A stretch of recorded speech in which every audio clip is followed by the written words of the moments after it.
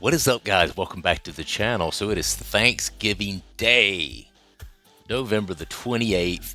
I'd like to wish all of you guys happy Thanksgiving out there. Getting a quick video done before I go and do all of this eating that I'm about to do here soon. I hope you guys enjoy the day with your families. I'm going to go over this fight coming up between Cyril Gane and Alexander Volkov. No, this is the second time that these guys have met. Obviously, the first time this happened, it was a very, very close split decision, I believe. Let's look. Okay, unanimous decision win for Cyril Gane, which was kind of surprising, to be honest with you. If you look at Alexander Volkov, obviously he is a giant in this division. 24 wins by knockout, 3 wins by submission. He's definitely got kind of a karate background when you look at his history. And I just got to say, man, Alexander Volkov has a ton of experience in the UFC.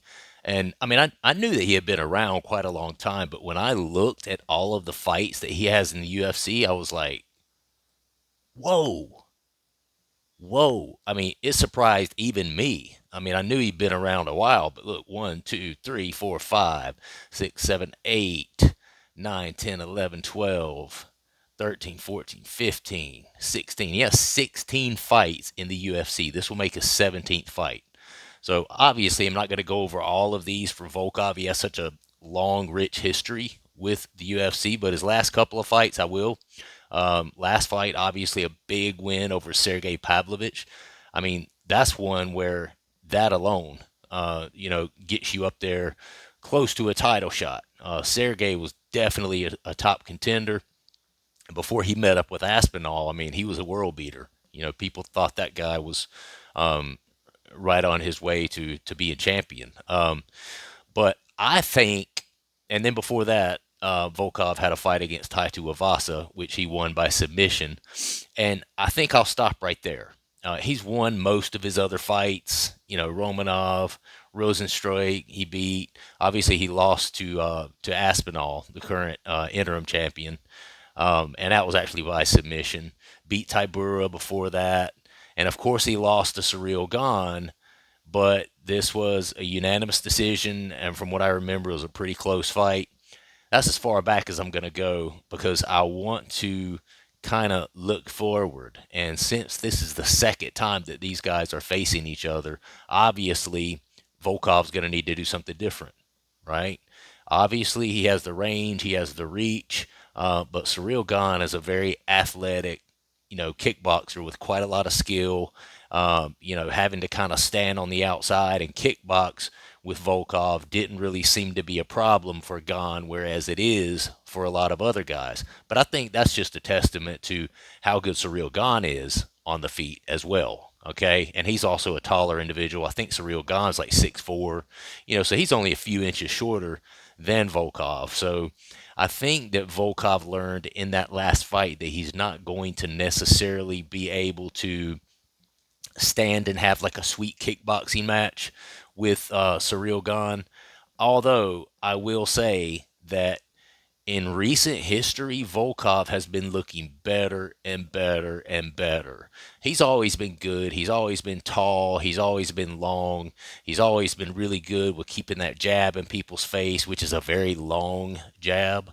But I will say, too, that in recent years, and I've heard a lot of the commentators talk about this, he's gone from being a kind of tall, skinny sort of guy to putting on some weight, really being able to hit harder and contend with these guys in that heavyweight division. I mean, this guy's legs now look like tree trunks, okay?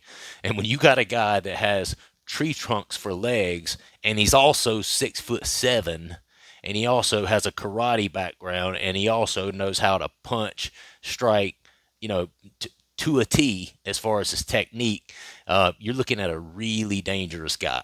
And I think that's what Volkov is right now. I mean, I shit you not. I think that Volkov could actually still make a run for the title in this division. I'm not sure how old Volkov is. Let's look that up. How old is Alexander Volkov? Not sure if it actually has it on the thing there. Does it have his age? 23. It doesn't have his age here. Come on, man.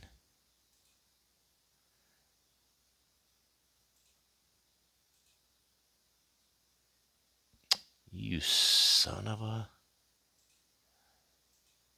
How old is Alexander Volkov? I asked the question. 36 years old. All right, so he's getting on up there, 6'7", 258 pounds. Um, Obviously, if he's going to make a run at the title, it needs to be soon. But it is notable that this is in the heavyweight division. These heavyweights can tend to go a little bit longer. John Jones is proof of that. Well, anytime we've had older champions, it's more common for that older champion to be a heavier fighter in the heavier weight classes, okay? Because speed kills, all right? Speed is not as much of a thing when you get these guys that are 6'3", 6'4", and up, weighing in at 240, 250, some 260, 270. When you get guys that big, that heavy, none of them are extremely fast. Okay, one of the reasons that Tom Aspinall is so deadly at that weight class is because he actually has a quickness to him as well. He's not just a big guy and an athletic guy and a strong guy standing at 6'5", but the guy's speed is like that of a middleweight, which is mind blowing to me. And I think that's one of the things, obviously, aside from his technique, that makes him so dominant in that heavyweight division. But with that said, Alexander Volkov and his team have done a really good job of bulking him up to that heavyweight to benefit him in that heavyweight division. Now he's always been a heavyweight. Don't get me wrong. You're not going to be 6'7" and not be a heavyweight. He's going to be a heavyweight within the heavyweight weight limits just based on his height alone, right? But he was a guy that earlier in his career, I mean, I wouldn't be surprised even if at 6'7", he was walking around at 230, maybe 235, 240. He just wasn't a really heavy guy. He's always kind of skinny, slender, and the skills have always been there. But I think they've really done a good job of building his body into that heavyweight frame, right?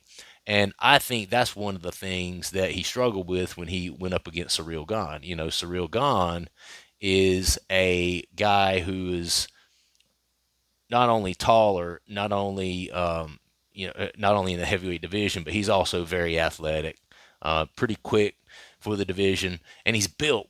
He's built. He's muscular. I mean, I've seen embedded episodes where this guy's dunking a basketball. I mean, this guy's a very athletic individual. So I think that Alexander Volkov is going to be looking to approach this fight in a much different way than he did their last fight. And I'll tell you what I mean by that. Okay, so if you notice, Volkov's last fight against Pavlovich, the one before that against Tai Tuivasa, was actually a submission. Okay, Tai Tuivasa is a big, heavy-handed hitting heavyweight, right? And Alexander Volkov did not want to get caught on the end of one of those punches because Tai Tuivasa will absolutely put people to sleep with one of those big, devastating right hands that he has, okay? And he didn't want to chance that, and I think he felt that heat coming his way, so he did quite a bit of grappling with Tai Tuivasa, okay? And when we look at Cyril Gane, I mean, he had a recent win over Spivak, which, it's aged relatively well. I think Spivak was a little bit overrated, but before that, the fight before that, Cyril Gane against John Jones, I mean, it is glaringly obvious that Cyril Gane's grappling has a lot to be desired. Okay, and that's not the only example of him being out grappled. We also saw him get out grappled by Francis Ngannou, when Francis Ngannou had a blown out knee, when Francis Ngannou is not even really known as a strong grappler. He easily out grappled Cyril Gane when he had that last fight with his UFC contract. Okay. And so looking at that, and then looking at how easily John Jones was able to dispatch of Cyril Gane.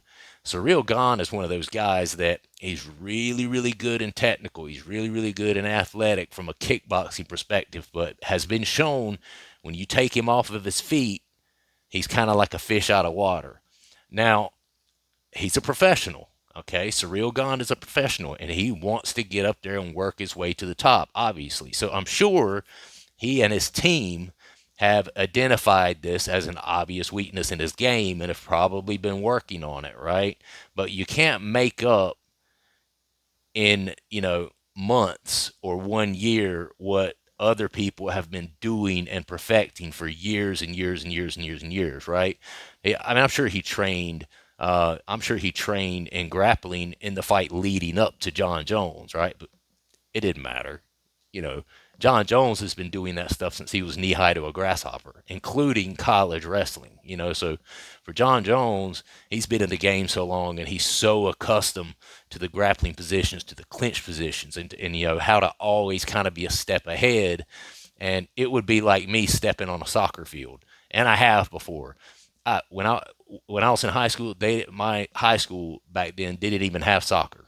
Okay, so I played basketball, I've played football, I've played baseball, I've played all the American, all American sports, but soccer was something that I wasn't really exposed to.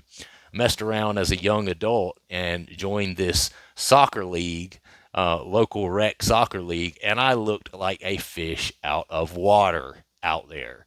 And my wife at the time was playing on the team with me, like, well, let's do this, do that. I'm like, you don't understand. You don't understand. And I'm an athletic person. Okay. So it wasn't my lack of athleticism. It was that I was trying to explain that my brain doesn't work as fast as because my wife at the time, she grew up playing soccer. She played Pee Wee soccer. She played for her school every year, played high school soccer, so these are people who have been used to the rule set and used to the fundamentals of soccer for all of their lives. And here I am, never played a game of soccer in my entire life, and then they're trying to give me pointers when I'm like, listen, I hear what you're saying. I do. I hear you. And it makes sense.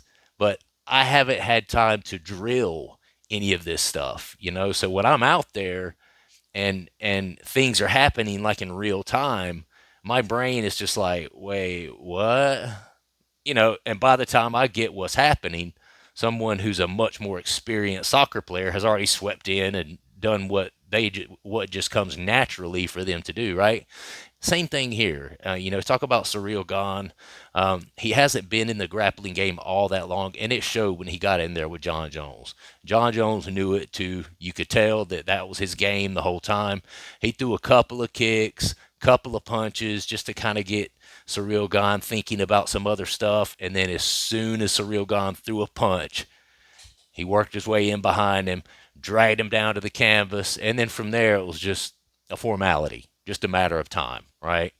So, so that I think that Alexander Volkov this time around is probably going to be looking to incorporate some of that grappling prowess against Cyril Gane. Now, obviously, in most cases, Alexander Volkov is a stand up sort of striker. That's his background. He's like a karate specialist. I'm talking about since he was a kid, too. I've seen on embedded episodes pictures of Alexander Volkov literally as a kid in his karate gi and stuff. So he's been exposed to that stand up style of fighting for all of his life, quite a long time. And most of the time he does engage in like a stand-up kickboxing battle with people. But I mean, he has wins over people like Alistair Overeem. I mean, Overeem is a kickboxer, and Volkov was able to get him out of there by KO TKO. And I mean, but you look at how long Volkov has been in this game, you have to think to yourself that he's going to have quite a bit more in his tool shed in terms of the grappling than Cyril Gane is. Cyril Gane's just so new to the game. I mean, you look at their records overall, 38 and 10 for Alexander Volkov. I mean, that's 48 professional fights, okay? And if you look over at Cyril Gane, 12 and 2. 12 and 2. So you're talking about 38 professional fights versus 14 professional fights. So Cyril Gane literally has less than half the amount of professional MMA experience than does Alexander Volkov. Okay. And even with Alexander Volkov not being a necessarily a strong grappler, I mean, he's been through enough training camps and has fought enough people that did grapple. He's worked on it enough, and he's been working on it longer. He's absolutely, in my opinion, going to have the grappling advantage in this matchup. He showed it against Tai Tuivasa recently when he submitted him in the second round. And Tai Tuivasa, you know, he's a good grappler. I mean, I know he mainly knocks people out, but he is a good grappler, and he you know, trains with all those guys, you know, Volkanovski and all those guys over in New Zealand. So he definitely, Tai Tuivasa, has a good grappling game, and he was not able to do anything against Volkov. When you get a tall, long, strong individual like that that is able to learn the grappling and able to work around you on the ground. If you don't have any grappling experience, you may not understand this, but it is tough. Tall people have an advantage in grappling. Okay, it's harder to get them elevated. If you're a shorter individual, it's harder to get them elevated off of their feet to take them down. Once they do get on top of you, if you're on your back, they have a much longer, uh, like wider span and base to kind of keep their weight on top of you. It makes it harder to get up off of the bottom if you've got a taller, lankier guy on top of you. If a taller person does it, end up on their backs, they have longer limbs to try to be able to manipulate you in different ways and to get submissions around you, triangles, you know, the whole 9 yards. The long limbs are a benefit when it comes to grappling, okay? And I think he showed that in his last fight against Tuivasa. I think he's going to be looking to implement that this time around against Cyril Gane. I think the last time he fought Cyril Gane, standing up with him and having a kickboxing match, I think was a little bit of a mistake. Um, and I think the reason for that is because Cyril Gane obviously has quite a bit of skill on his feet as well, but I think he's a little stronger. I think he's a little quicker than Alexander Volkov. Okay, so I do believe that Volkov is probably going to take a different approach in this fight. I do see him trying to go ahead and get Cyril Gane to the ground. Now, Volkov has been getting better in the past few fights. I have noticed an improvement in his game, not only in the ground attack, but in his stand up attack as well. I mean, he looked, whew, he dominated Sergey Pavlovich, completely dominated him, and he did it by picking him apart in the stand up realm. You know, and it turns out that, you know, I don't know if that aged too well, considering, you know, that Pavlovich was on a tear there for a little while, and then of course he um, lost to the champion, lost to Tom Aspinall, and then he turned around almost immediately and lost to Volkov. But he did it by picking him apart. Sergey Pavlovich looked like a one-trick pony out there next to Volkov, and he just has a really good variety of attack. Does Volkov? You know, he's got the leg kick, he's got the front teep, he's got that jab that he keeps on you the whole time, and it's hard to avoid that jab. You know, when you got a guy who can hit you from 10 feet away, right? I think guys think they're safe, and then he reaches out and touches them, and they're like, oh, got a great killer instinct. I mean, when he does hit those guys with a jab and pops that jab out there, if he notices at all that they're somewhat stumbled, he'll come in, start throwing hooks and uppercuts in the pocket. Otherwise, he stays out and he uses his range, uses his length pretty well. So I see him going in here against Surreal Gone and keeping his range, seeing if maybe he can keep Surreal Gone a little bit more on the end of his punches. I think he's going to be a little bit more hesitant to stand at range, at Surreal Gone's range. And I think he's going to try to mix up his attack quite a bit more against Surreal Gone. And if he starts getting caught and Surreal Gone is still showing to be the more athletic fighter that's really able to put hands on him and feet on him, I think he's going to end up taking Surreal Gone to the mat. And unless Surreal Gone has gotten quite a bit better on the mat, I don't think he's going to be able to hang with Alexander Volkov down there. I just don't. I don't think he has enough experience. 14 fights versus 38 fights, that says it all. And it's not just the fights. People look at it, well, you don't know how much they're training outside of it. Yeah, but every one of these fights that Volkov has had, and he's fought the best, okay? Every one that he has had, he's putting in training camps. He's putting in work. He's putting in work with wrestlers. He's putting in work with jiu-jitsu guys. Every training camp. And just based on how long each of them have been in professional martial arts, there's no way that Surreal Gane can have as much experience on the ground as Alexander Volkov. So I think that's what he's going to do. I think that's going to be his key to victory. I think he's not going to try to stand up and have a kickboxing match with Surreal Gane this time. Let me rephrase that. I think he will try. I think he will try.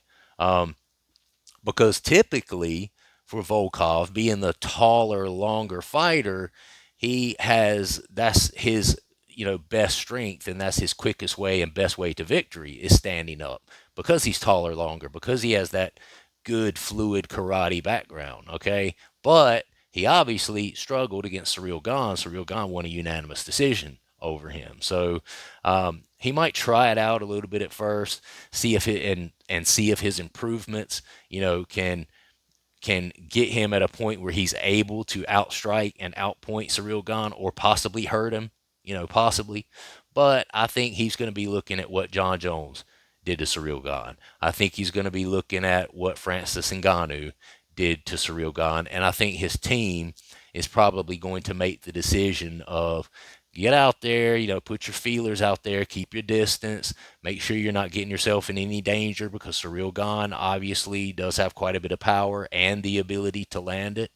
But if it's not happening for you, once we get on into the second round, round 2.5, 3 to 3.5, he'll by that time, I believe, will start trying to pull it to the ground, trying to get Surreal Gane to the ground where he's less experienced and it's more like a fish out of water. So I'm going to say that Volkov is not going to lose a second time to Surreal Gane. That's a bold prediction because when you look and you see that the guy got beat the first time by a guy, it's usually a safer bet to pick that first guy who won the second time, right? But I just think based on what I've been seeing from Volkov recently, that he and his team are going to be ready for it. I think that it was a close fight. It was one of those that, yes, it was a unanimous decision for Surreal Gane, but it wasn't one of those things where he just absolutely just murdered him. I think he was just a stronger, more powerful athlete, and I think his punches definitely had more of an impact than Volkov's did. But Volkov, these last few fights, has really started to increase his power, and I think it was that loss early on to Surreal Gane. Alexander Volkov has had 1, 2, 3, 4, 5, 6 fights since he fought Surreal Gane last. And I think it was that, I believe it was probably that fight against Surreal Gane where he had a kickboxing match with him, felt the power difference. I think that's why he and his team started feeding him some steak, started feeding him some protein, started getting him on that squat rack, lifting some heavy weights to kind of beef him up a little bit so he's not this tall 6'7" twig. I mean, homeboy's legs now look like tree trunks. It's crazy for a guy that's 6'7", and that's not typical for a guy that's 6'7". Most of the time, people who are taller like that, they're more stretched out, they're thinner, they're skinnier, you know. But he and his team in these last 6 fights have done a good job of getting some weight on him, you know, putting some meat on his bones, putting some power behind the already really, really, really solid karate attack that Volkov has. So he may be able to, because of that, and because of being a heavier individual and making that change, he might be able to kind of do his thing with Ciryl Gane standing up and hurt Ciryl Gane. We've not really seen Ciryl Gane hurt like that on the feet yet. I think Tai Tuivasa caught him with one thing, or no, maybe that was actually, I think that was Volkov that got hit by Tai Tuivasa, and it kind of hurt him for a second, which could have been why he took him down. But I think he'll try it on the feet, you know, see if he's able to have more effects, a better effect with his strikes this time. If that's not working, I do see Volkov trying to drag this to the ground. And I think if he takes the initiative to do that, I don't think that Ciryl Gane's going to be able to stop him. I'm not saying he won't stuff a takedown or two, but I think ultimately Volkov will be able to get him there. I think if he can get Tai Tuivasa there and submit him, I think Tuivasa is definitely a stronger grappler than Ciryl Gane. So I think Volkov will definitely be able to get him to the ground. I'm not saying for sure that he'll be able to submit Ciryl Gane. He's a very strong, athletic individual that's very explosive, but I do think that he'll be able to weigh on him, kind of control him, kind of disrupt Ciryl Gane's flow of being able to get back to his feet and kind of stand and kickbox and stuff like that. I do feel like he will be able to kind of throw a monkey wrench in that game plan for Ciryl Gane. So it may be a decision. He may kind of grapple his way to a decision. I hope it's not. I hope it's a sweet kickboxing match, and I hope he puts Ciryl Gane away. I like Volkov. I want Volkov to win this. But, you know, we'll see. You never know. Last time Ciryl Gane was able to get over on him. But I think Volkov's got this one. Let me know what you guys think down in the comments. This is a really good fight. You got that one, and you got the Ian Gary and Shavkat Rakhmonov fight directly after that. And then after that, you've got